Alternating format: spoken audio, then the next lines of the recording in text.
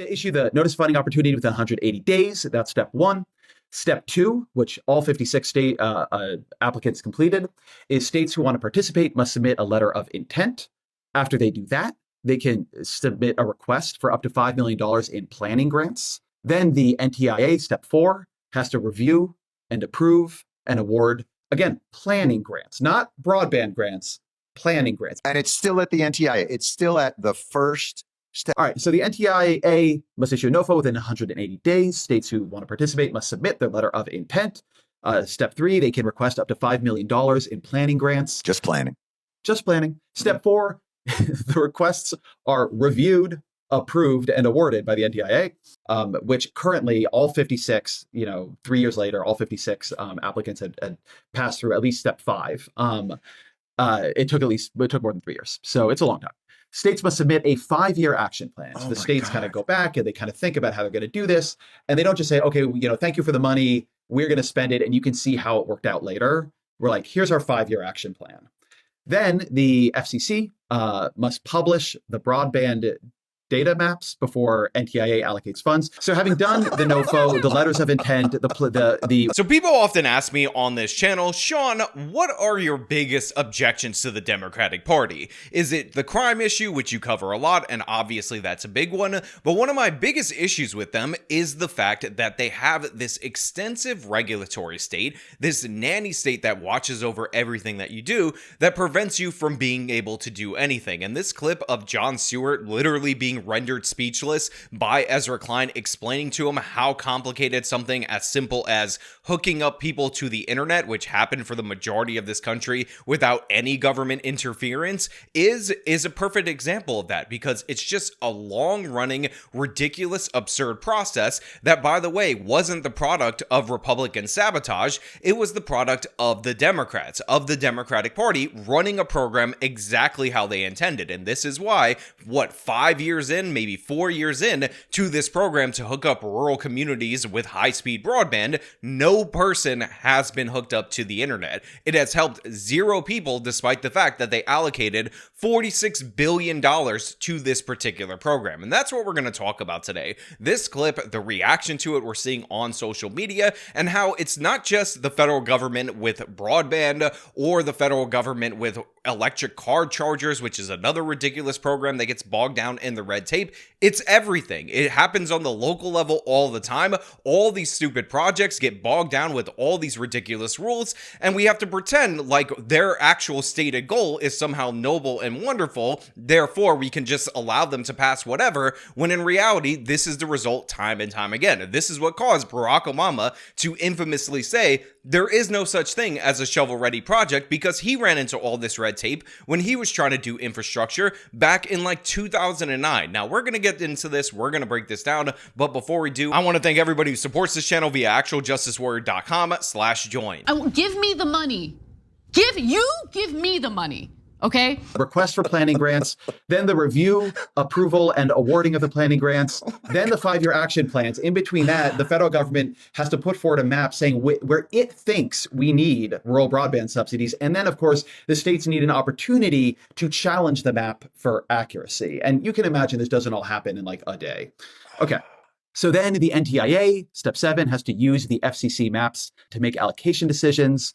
Then, having already done their letter of intent, the request for planning grants, it's hard even to talk about this, man. Step 7 is NTIA must use the FCC maps that were already challenged for allocation decisions. Then, having submitted all this, I think this one is actually quite amazing. Yeah. Having submitted their 5-year plans or letters of intent, step 8 is states must submit an initial proposal to the NTIA.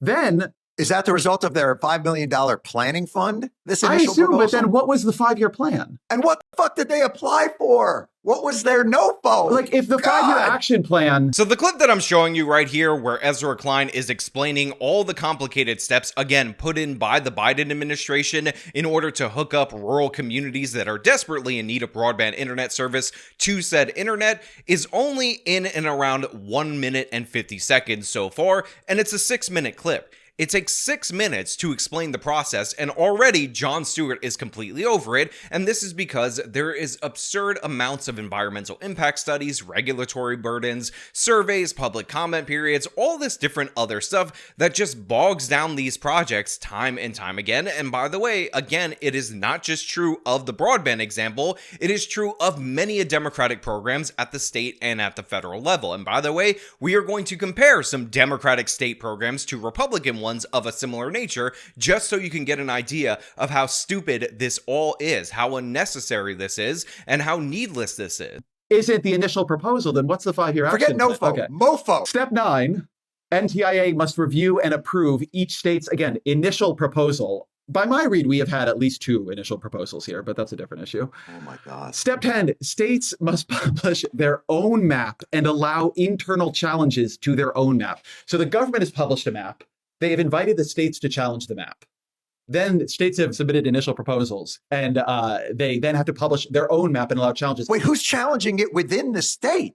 Well, organized interest groups, environmental groups, like I don't know my who God. specifically. Again, the frustration on both of their faces is absolutely palpable, but this is what they supported. This is what they endorsed. This is what they back up. When Democrats talk about how regulations are necessary for safety, this is the result of said regulations. This is why Republicans have been challenging the regulatory state, because it makes any government proposal basically impossible. But literally anybody. This is, Right. I want to say something because it's very important I say this. This is the Biden administration's process for its own bill. They wanted this to happen. This is how liberal government works now. This is something they instituted for this bill. For their bill. This is a bill passed wow. by Democrats with a regulatory structure written by Democratic administration. Okay. Right. Step 11. The NTIA must review and improve the challenge results and the final map. So the NTIA has put forward a map. The states have challenged that map. Then the states have put forward their maps, had other challenges. And now the NTIA must review and approve the challenges to the state maps. Okay. And again, if explaining the process to people who are to the left of Democrats, more progressive, more in line for regulation than the people in Congress actually writing the rules is this frustrating, you can only imagine what it takes to actually have to comply for this. And again, if you didn't catch it earlier on, they said that 56 states and territories ended up applying for this funding. 56 states and territories, but you're going to see how whittled down it gets by the end because the regulatory threshold is just too long. And the idea that you're going to put up your initial proposal on step 8 after you've already sent a letter of intent, after you've already challenged their maps on where it was necessary, put forward a 5-year plan, and all these different other things that should count as your initial proposal is just absurd. This is why this has taken 3+ years to even get to this point right here in this particular program. So we've done step 11, NTIA must review and approve challenge results and final map. We've lost 9 of the applicants at that point. Step 12, states must run a competitive sub-granting process. Oh my fucking God. At step 12, after all this has been done. Yeah, none of that could have happened along the way here. We have now lost 17 more applicants. So now 30 of 56 have completed step 12. Again, that frustration, that issue with the regulatory state is exactly why I don't support the Democratic Party. It's exactly why I can't support the Democratic Party, and I'm not all that upset by Trump trying to roll back masses of regulations because hooking up people to the internet should be a relatively simple thing. We have internet companies that do it every single day. They build out their own infrastructure. They compete with fiber optic networks and whatnot in order to give you faster internet, but for whatever reason, giving away free internet is an overly convoluted, ridiculously complicated process that involves all these different various steps. Now, I'm going to skip a few because honestly, even I get bored listening to this, and we're going to get you to the end point where you see how many people dropped off of this particular program. Step 13, states must submit a final proposal. This all the proposals weren't enough to NTIA. Now that goes to 3 of 56. So we've gone in the last couple steps from 56 had gone to this point to 3 of 56. Step 14, the NTIA must review and approve the state's final proposal. And that is 3 of the 56 jurisdictions and states are there. In summary, states are nearly at the finish line. And it says to stop their progress now, or worse, to make them go backwards, would be a stick in the spokes of the most promising broadband deployment plans we have ever scene. End scene. Yeah, that's right. The bureaucratic red tape, the process being this complicated, and again, the process is for rural people to get some internet because they desperately need it, is so rigorous, so ridiculous, so absurd, and it's so much the involvement and the creation of federal bureaucrats that the state bureaucrats end up being knocked out, and the, of course, territorial bureaucrats, and by the end point of this particular process, you end up out of 56 with 3 states/territories that are actually included in the final step that are still not approved. They still haven't laid 1 inch of cable across the country in order to provide this high-speed broadband, and you can see the frustration on everybody's faces just discussing this. And the thing is, it's not just broadband. It's not just this program. It's not just the Biden administration. It recently came out that the MTA's new capital plan is announcing that phase 2 of the Second Avenue extension is going to cost $4.3 billion per mile of tunnel built, which means that the budget for the 3 stops that they're going to build is going to be $7.7 billion. Now, I actually went on the internet and looked up France's metro system, Paris in particular, and the reason why is because it's heavily unionized and they have a lot of scandals with overruns and costs and all that stuff. Well, guess what? In France, they can build in Paris a mile of rail track underground for $450 million. How the hell is the New York City MTA now at 10 times the cost? And by the way, the article where I found this said that they just spent another $250 million on consultants for this particular project.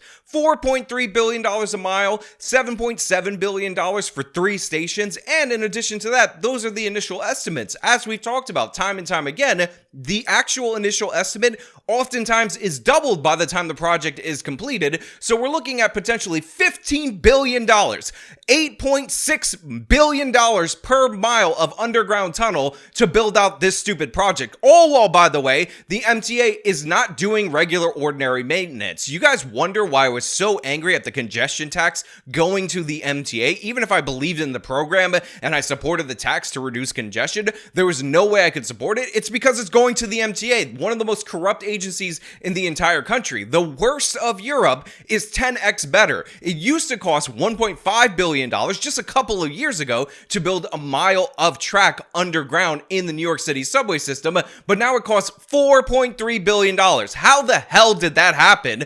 I'll tell you how that happened. It was the Democrats. They always do this. California's rail thing, the same thing. They're estimating the cost of it at $130 billion. They've trimmed it down so it doesn't even go from San Francisco to Los Angeles. It spent 12 years in environmental review, going on 13 years, and they still have not done anything with the project. And by the way, to compare and contrast that to the Florida system, the Bright Line that was built by a private company without a cent from the federal government, they completed it in 4 years for a price tag of $5 billion.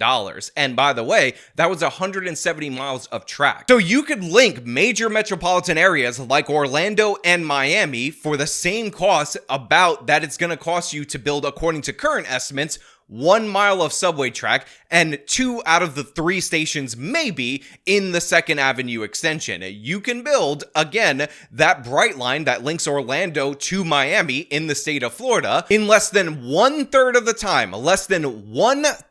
the time, that it takes to almost, maybe, who the hell knows, complete the environmental review process in the state of California. This is the problem with democratic governance, and again, it's not just federal, it's everywhere. It's with everything. Every single one of their projects has to go through 1 million consultants. Everybody's got to get paid. You got to do the environmental impact studies. Nothing can ever be rushed. You got to look at, oh, how is this going to affect the trees? Oh my God, we got to let everybody sue the companies in order to bog it down. And this is how every single project ends up being bogged down. Again, in California, they announced that if they don't get a new injection of $7 billion into their rail program, to which, again, they're still in environmental review, then the project's going to be kaput. If they don't get that $7 billion by next year, it's over and done with. Meanwhile, in Florida, they built the damn thing. Again, 3 times faster than it takes to not even complete the environmental review of the dam project in California for $5 billion, but they're $7 billion short of the project just going completely under. Just get rid of it. End it. Enough.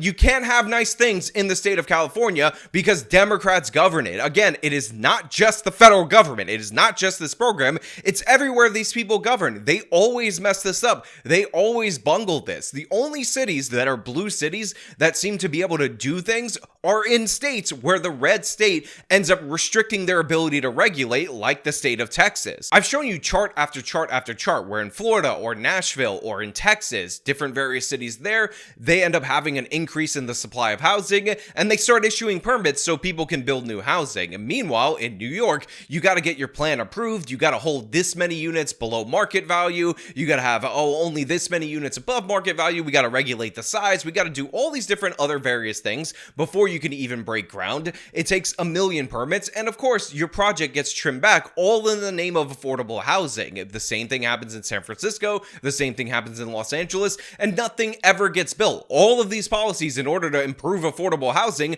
don't work at all. And all the places that don't have those policies that just let people build, the rents end up going down. It's not shocking when you have a supply and demand issue and all your regulations end up reducing the supply and demand is going up or stays the same, that prices go up. But apparently it is shocking to Democrats. And the same thing happens with any of these infrastructure projects. Oh my God, how does this affect this blade of grass? How does this affect all these different various things? We need a team of consultants, and the consultants need some sub-consultants so that maybe they could talk about eventually thinking about potentially discovering whether or not they're actually going to have more consultants to discuss this project. It's insane. It's absurd. And the crazy thing is about that 2nd Avenue line in New York that, again, they're now saying the phase 2, 3 stops, 1.8 miles of tunnel. That's all they need is going to cost that $7.7 billion, is that we don't even need the 2nd Avenue line. The 2nd Avenue line, for you guys who are unaware, is actually something that was replacing the High Line that was taken down in 1912. 1912, they took out this above ground rail line and they didn't do anything with the project, which was proposed first in 1920 for almost 100 years. Then they finished the first 3 stops back in like 2014. And now 10 years later, we're getting a ballooned cost that's probably going to go up again beyond that $7.7 billion to $15 billion for something that New Yorkers have not only adapted to, but every New Yorker who even remembers the freaking above ground line, they're dead. They died. It's over. It's 110 years. We didn't have it. It's fine. Everybody figured out a way around it. People know how to get around the city. We don't need these 3 stops. Can you do some damn maintenance on the train? No, never, because the Democrats are governing it. It's nonsense. You think Jon Stewart looks frustrated in that particular clip? Imagine actually not being a complete and utter ignoramus like both of these people, only just now figuring out that Democrats regulate too much and trying to function in these particular locations. Imagine trying to fight against it while these 2 doofuses advocate for more and more regulations all the time. It's absurd. It's insane. It's ridiculous. But this is where we're at in the United States of America. You can't ever do anything, especially in Democratic run states and cities, because they bog you down with rules and then they complain about disinvestment as they blow more and more of your money on consultants. But you know what? Those are just my thoughts. I want to know what you guys think down in the comments below. As per usual, if you like this video, show them by leaving a like, subscribe for more content, follow me on the social media, support me via the support links in the description of this video. This has been me talking about Jon Stewart figuring out what we knew all along. Till next time.